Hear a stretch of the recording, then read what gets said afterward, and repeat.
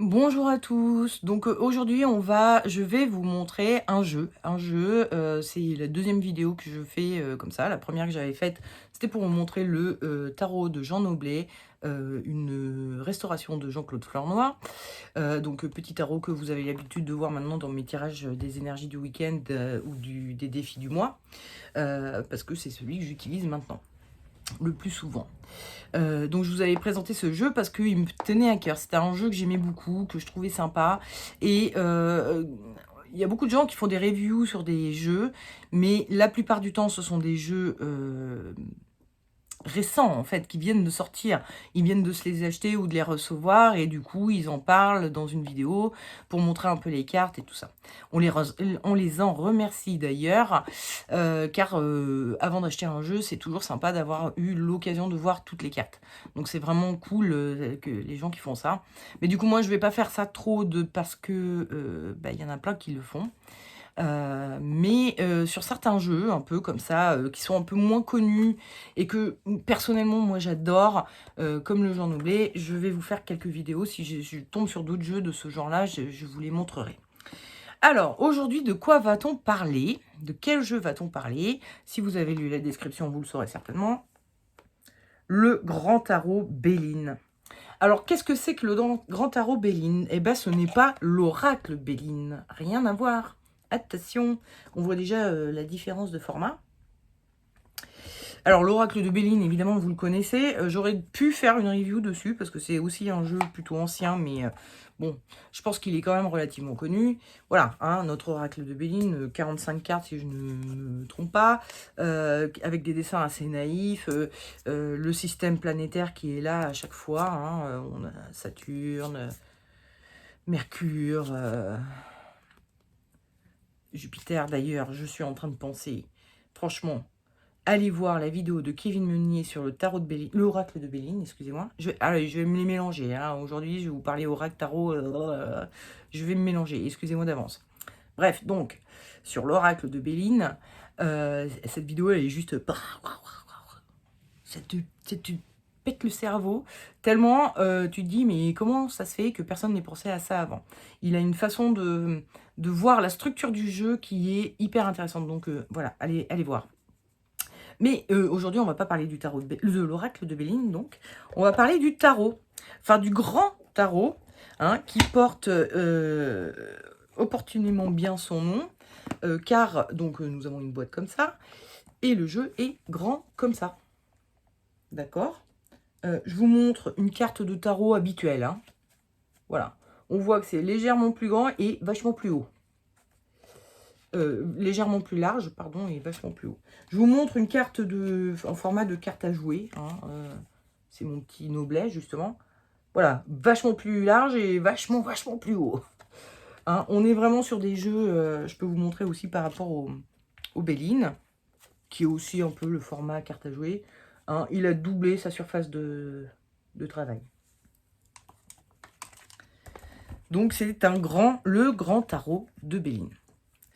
Avant de vous le présenter, le jeu, on va parler un peu de Béline et d'où nous viennent ces jeux. À ma connaissance, nous n'avons pas d'écrit de Béline qui en parle, outre ce qu'il y a dans les petits carnets qui sont fournis avec les jeux. Là, vous voyez les petits carnets. Les carnets sont tout fins. En plus, ça, c'est un carnet qui est genre en 4 langues. Donc, autant vous dire que la partie réservée aux Français donc, représente un quart du truc ou un tiers. Je sais plus, il y a 3 ou 4 langues dans le truc. Bref, il n'y a pas BZF. Hein. Donc, on n'en sait pas tellement plus sur ces jeux. Outre ce qu'il raconte, lui, ce qu'il raconte, c'est que Béline est un voyant qui était très connu au XXe siècle, au début du XXe siècle. Et il était très connu, donc, et un jour, une de ses consultantes lui dit « Je vais déménager à la campagne », c'est un voyant parisien, « Je vais déménager à la campagne et j'ai plein de bouquins et plein de documents dont je vais me séparer. Donc, je pense que dans le lot, il y a des choses qui pourraient vous intéresser.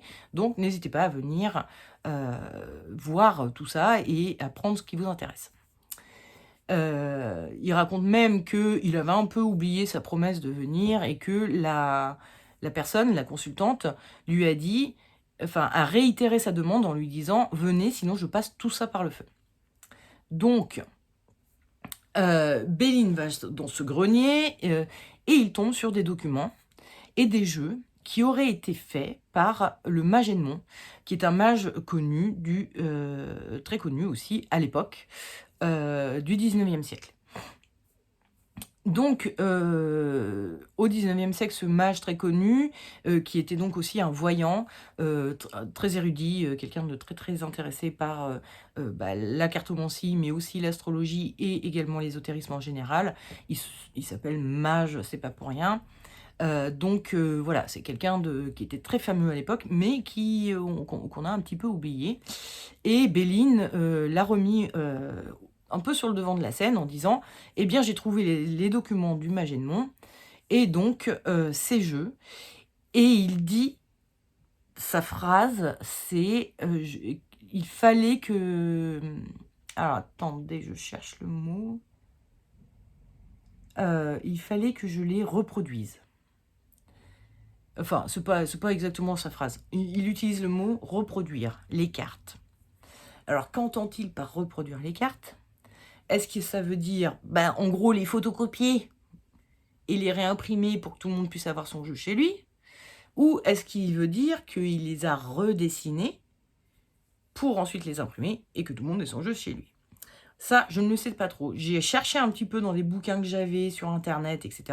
Il y a des auteurs qui disent qu'il les a redessinés et il y a des auteurs qui disent qu'il a réimprimé, qu'il a imprimé les jeux qu'il avait trouvés du mage Edmond. Donc en fait, au final, je n'ai pas le fin mot de l'histoire.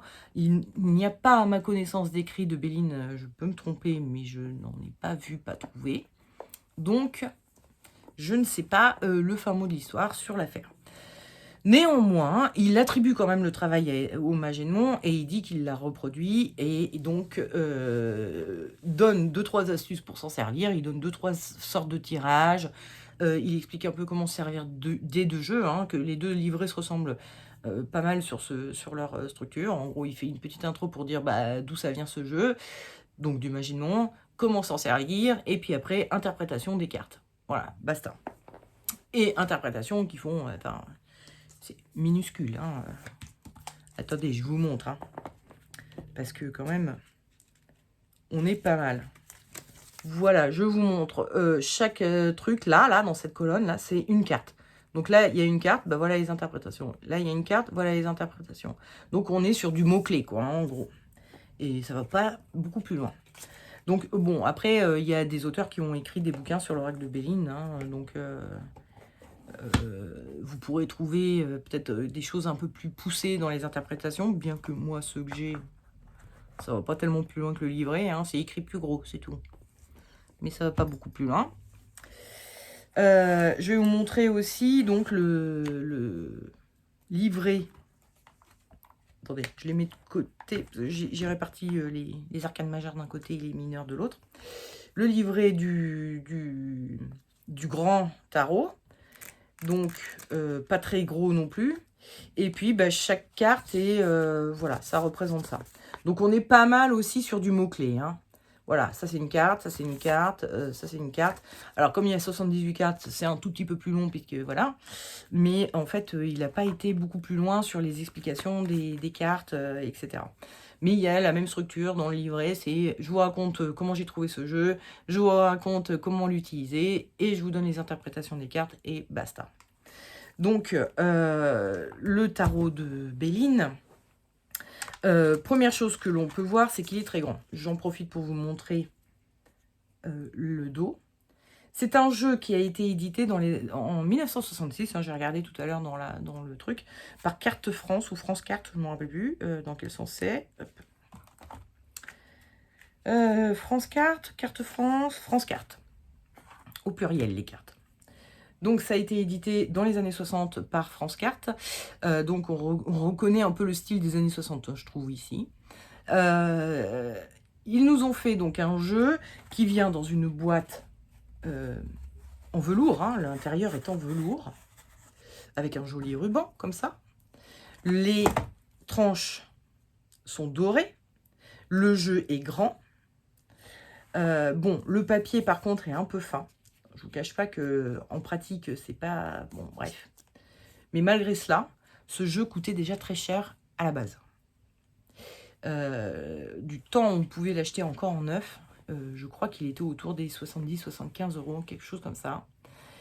Et puis aujourd'hui, j'ai regardé un peu aujourd'hui pour acheter donc en d'occasion, hein, enfin, ouais, d'occasion. On le trouve minimum à 100 euros. Je ne sais pas dans quel état, hein, et voire beaucoup plus. Beaucoup plus. Je l'ai vu à 500 balles. Donc pour se lâcher, c'est un peu coton en ce moment, hein. C'est pas facile. Il y aura peut-être des rééditions, mais alors j'ai vu des rééditions de l'Oracle de Béline. D'ailleurs, il me semble en avoir vu une qui avait été redessinée par quelqu'un d'autre. Et donc le jeu n'a plus rien à voir. Enfin, il a gardé la structure et tout ça du Béline, hein, évidemment, mais au niveau visuel, on n'a plus du tout le même style graphique, quoi. Ça m'a paru super bizarre d'ailleurs de faire un Béline comme ça. Mais voilà, hein, on a des rééditions de l'Oracle de Béline. J'en ai vu passer plusieurs dernièrement. Par contre, le Grand Tarot, pour l'instant, j'ai pas vu. J'ai vu aussi des rééditions du Grand Lenormand, des rééditions du Petit Lenormand, enfin bon. On a des rééditions en ce moment de ce genre de vieux jeux, parce que je pense peut-être que c'est lié au fait qu'ils tombent dans le domaine public. Ça date de 66. On est peut-être sur 70 ans plus tard, ça fait 6, 12. Ouais, non, on n'est pas encore sur les 70 ans, mais peut-être que... Je ne sais pas. Bref, en tout cas, actuellement, il n'est plus édité. Vous trouverez même pas de nouvelle édition, c'est-à-dire même dessinée par quelqu'un d'autre ou je ne sais quoi. De toute façon, ce sera un peu bizarre, parce qu'en fait, le tarot de Béline est un tarot qui a été inspiré fortement du tarot de Marseille. Pour moi, il est vraiment quasi un tarot de Marseille. Vous allez voir pourquoi. Pourquoi c'est pas totalement un tarot de Marseille. Alors, on va parler tout de suite des trucifages. Donc, je vous ai parlé du papier, qui est un peu fin. La très grande hauteur de ces cartes, qui les rendent... Enfin, bon, moi, je peux même pas les mélanger. Hein, c'est genre, je suis crispée à mort. Je peux les mélanger comme ça, évidemment. Mais enfin, bon, c'est pas pratique. Franchement, c'est pas pratique. Pour faire des tirages, je vous raconte pas la place qu'il vous faut. Hein, si vous faites un tirage, ne serait-ce qu'en croix, hein, vous mettez 3 cartes l'une au-dessus de l'autre, bah déjà, ça vous prend tout un bureau. Hein, on est vite envahi par ces cartes. Donc, je les trouve pas très pratiques. Je les trouve pas très épaisses, hein, un peu fragiles. Mais au-delà de ça, elles sont très jolies. Bon, j'aime beaucoup le tarotage. Il y a la petite dorure sur le côté. Et puis alors, les dessins extraordinaires, moi j'adore. C'est très enfantin, c'est très mignon. On dirait vraiment que ça a été fait par un enfant. Donc que ce soit Béline ou Edmond qui l'a fait, je ne sais pas, mais en tout cas trop champion le mec, j'adore. On reconnaît tout à fait le style du Béline, en tout cas de l'Oracle de Béline, excusez-moi, faut que je précise. On reconnaît tout à fait le style des illustrations de l'Oracle de Béline, donc on peut être à peu près sûr que soit c'est Edmond, soit c'est Béline, mais en tout cas les deux ont été faits par le même homme, hein. C'est pas comment dire, c'est pas deux personnes différentes. Donc, au-delà de ça, qu'est-ce que je voulais vous dire de plus? Je pense qu'on a pas mal avancé sur le blabla autour du tarot de Béline. On va commencer à regarder les cartes. Et notamment à regarder, à faire une petite comparaison avec, si on regarde un fou, hein, du tarot de Marseille. Donc ça, c'est le tout premier tarot de Marseille, hein, je vous rappelle, de type 1. On est quand même sur quelque chose d'hyper similaire. On est quand même sur quelque chose, enfin franchement, bon, c'est quand même extrêmement proche. Hein. C'est vachement proche. Et puis après, ça part en sucette, donc je vous les montre un peu plus... Ah oui, j'ai oublié de vous dire, il y a des cartouches en dessous, qui a agrandi la carte. Et puis il y a d'autres cartouches comme ça, qui sont posées comme ça. Si on regarde une carte de tarot normale, hein, en gros, une carte de tarot normale fait la taille du dessin là à l'intérieur, sans les marges. Vous voyez, il y a des espèces de traits noirs autour des marges comme ça. Donc ça, c'est une carte de tarot à peu près classique là. Donc tout le reste, c'est du plus. Hein. Donc bon, bref, je sais pas pourquoi je vous disais ça. Oui, pour vous dire que il y avait des informations qui étaient notées là. Donc encore une fois, par Edmond ou par Béline, je ne le sais pas. Qui sont assez rigolotes. Donc lui, il a appelé ce personnage le crocodile, au lieu du fou ou du mat. Il a ajouté un petit texte, je vais vous lire celui-ci. Alors, il écrit comme un cochon, hein, enfin, comme un cochon, j'exagère, c'est bien écrit, mais on sent que c'est écrit à la plume d'une façon un peu très strange. C'est une écriture d'époque. Je sais pas si vous voyez, attendez, hop, ça c'est un D, par exemple, ce truc-là. Donc c'est un peu, c'est un peu dur à lire des fois. Donc je vais vous lire celle-ci, mais je vais pas lire les autres. D'abord parce que je risque de pas savoir lire, de pas arriver à les lire. Il y a des fois où je comprends pas, il y a des mots que je comprends pas. Et puis aussi parce que ça va être très très long, hein, si on vous fait tous les cartouches, parce que toutes les cartes ont un truc écrit dans le bas. Donc on va en lire un, vous allez voir un peu l'esprit du truc, et puis après bah, vous avez qu'à vous l'acheter si vous voulez lire les autres. Et tant pis si ça coûte cher, vous avez qu'à économiser, hein, voilà. Ou vous le faire offrir pour un anniversaire, ou je ne sais quoi. Bref, donc le crocodile. Toutes sortes d'infortunes te menacent, il n'est rien que tu ne doives redouter, et ton salut ne peut venir que de la pitié du ciel. Voilà. Et il a donc des informations qui sont écrites là, donc il y a des petits mots-clés, quoi. Là, c'est vie matérielle, là. Alors, soit c'est chaîne, soit c'est chaise. En fait, le mot est bouffé par le crocodile volant. Le crocodile volant qui bouffe le mot, donc je ne sais pas si c'est chaise, chaîne, chair. Ah, la chair! Mais bien sûr. Donc, vie matérielle et la chair, pardon. Là, il y a écrit folie. Et quand on regarde à l'inverse, il y a aussi des mots-clés ici. Folie aussi. Donc, c'est le fou, hein, donc logique. Mais c'est pas toujours les mêmes mots-clés hein, qui sont écrits en sens inversé. Il n'y a pas trop de logique. Hein. Les cartouches, des fois, comprennent le nom. Des fois, c'est autre chose. Des fois, bon, voilà, il y a écrit S300. On ne sait pas trop d'où ça vient. Encore une fois, on ne sait pas dans quel contexte ça a été fait ce jeu. On n'a pas, nous, accès au travail d'Edmond, hein, aux documents qu'a trouvé Béline. On n'a pas accès au travail de Béline, parce que voilà, je ne connais pas de livre de lui. Si je me trompe, dites-le moi en commentaire, hein, s'il vous plaît, parce que ça m'intéresserait de connaître des écrits de Béline. Mais bon, en tout cas, pour l'instant, voilà, hein, moi j'en suis là de, ok, pourquoi il a écrit S300 ici, je ne le sais pas. Néanmoins, ces cartes sont très sympas, très sympathiques. Donc on voit que notre fou, hein, par rapport, attendez, hop, on a le baluchon qui est tenu très exactement de la même manière. Hein. Vous avez remarqué, le mat, dans les jeux de tarot, ne tient pas son baluchon comme ça, il le tient comme ça. Ce qui est beaucoup moins pratique et beaucoup moins confortable. Hein. C'est très chiant à tenir un baluchon comme ça. Alors que comme ça, c'est plus confort. Essayez, testez, vous verrez.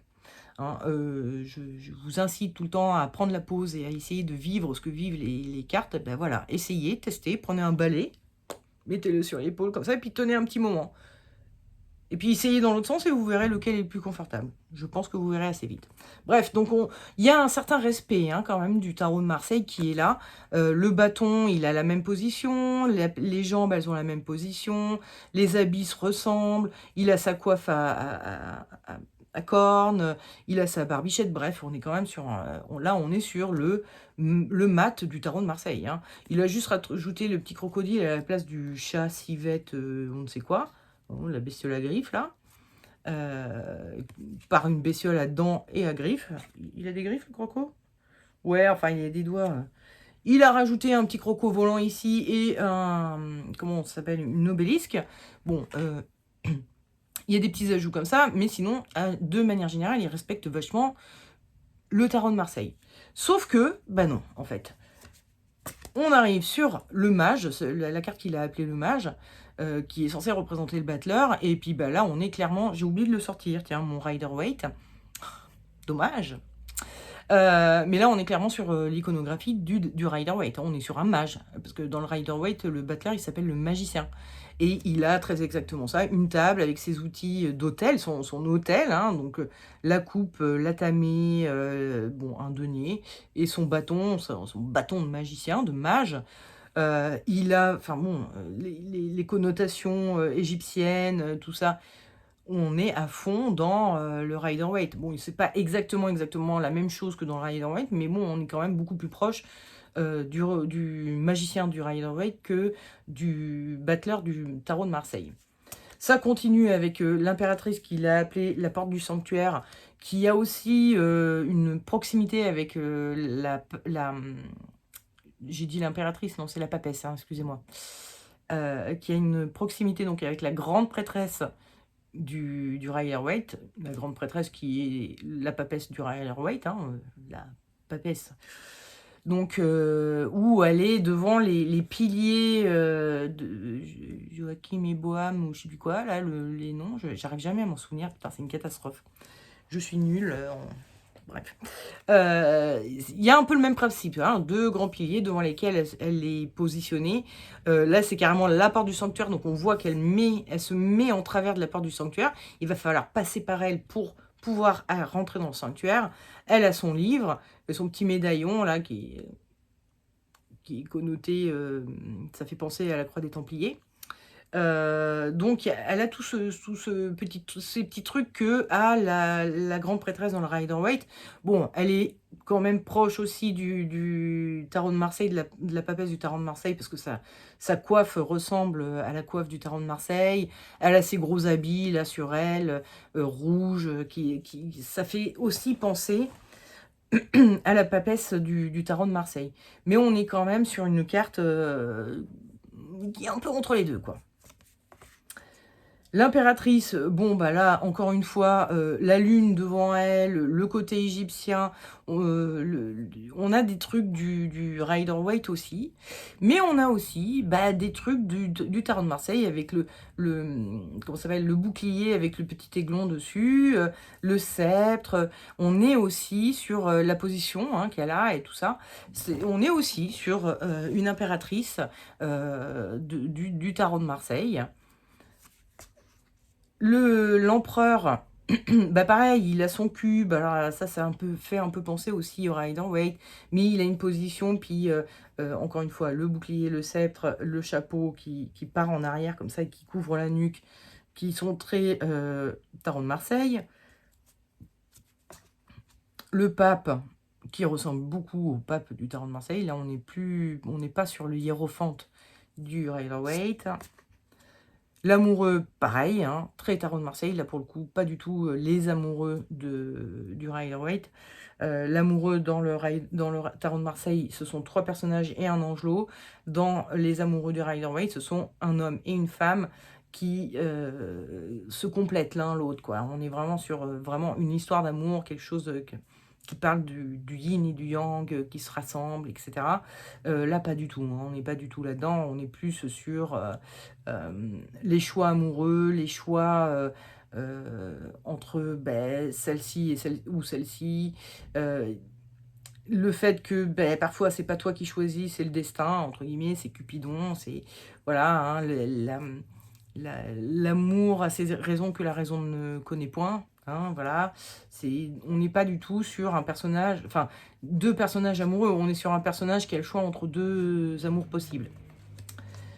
Le chariot, par contre, lui, alors, ici, on est sur quelque chose qui fait penser pas mal au Tarot de Marseille, mais alors là, on est complètement sur des Rider-Waite, hein, les espèces de sphinges qui vont remplacer les chevaux du Tarot de Marseille. Mais par contre, le personnage au-dessus, bon, il est pas mal Tarot de Marseille, hein, avec son sceptre, sa couronne. Même la position, là, comme ça, là, est très, très courante dans les Tarots de Marseille. La justice, elle est très proche du Tarot de Marseille. C'est marrant, hein, même ne serait-ce que ces petits traits-là. Il a vraiment recopié un Tarot de Marseille. Et puis des fois, il a rajouté des trucs. Des fois, et je sais pas, parce que je sais pas quand est-ce qu'il a créé ça, hein, Béline. Je sais pas qui, est-ce que c'est le Rider-Waite qui vient en premier ou est-ce que c'est le Béline? Pour moi, le Béline vient en deuxième, mais je peux me tromper. J'ai l'impression que le Béline vient en deuxième. L'ermite ressemble énormément à l'ermite du Tarot de Marseille.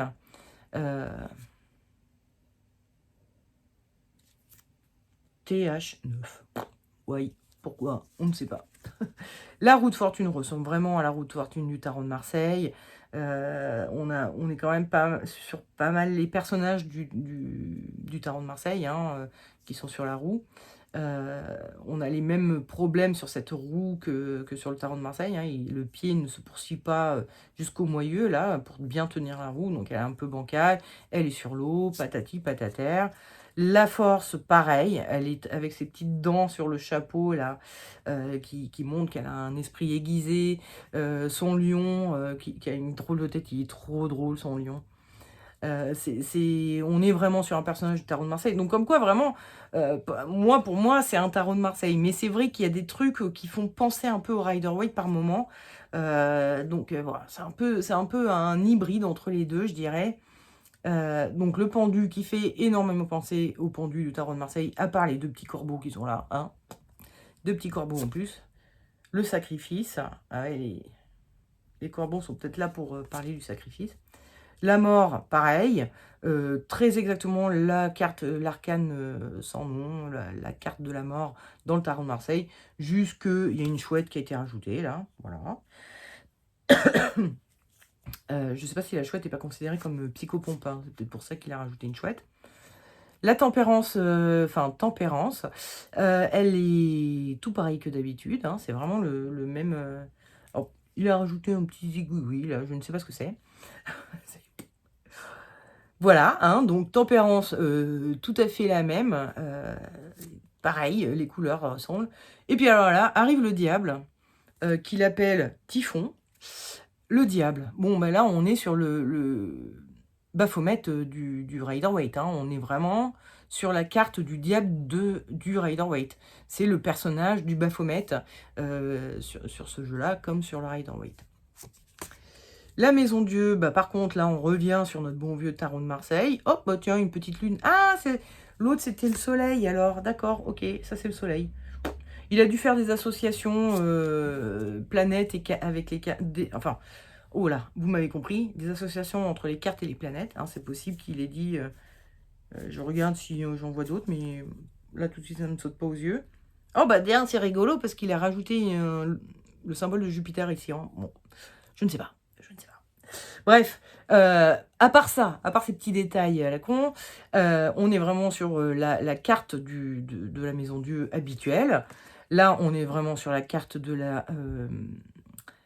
l'étoile habituelle, à part qu'il a remplacé le papillon, l'oiseau par un petit papillon, trop mignon. Vraiment, j'adore ce jeu, vraiment, je le trouve extraordinaire. Et en même temps, il respecte vraiment le canon. Voilà, ce personnage, il a un petit bidon. C'est comme ça, il a des bons cuisseaux, ce personnage.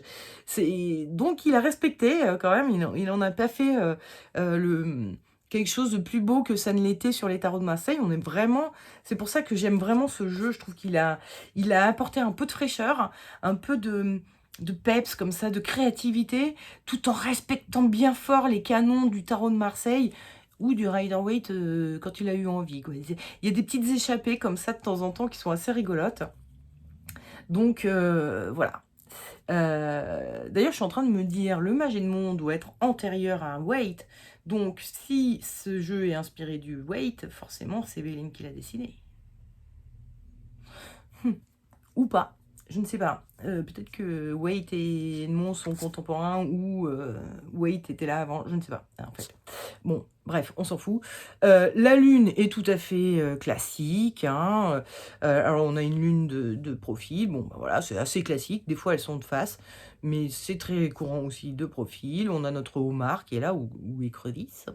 On a nos deux loups qui sont là. Les deux maisons qui sont là. Bon, tout est pareil.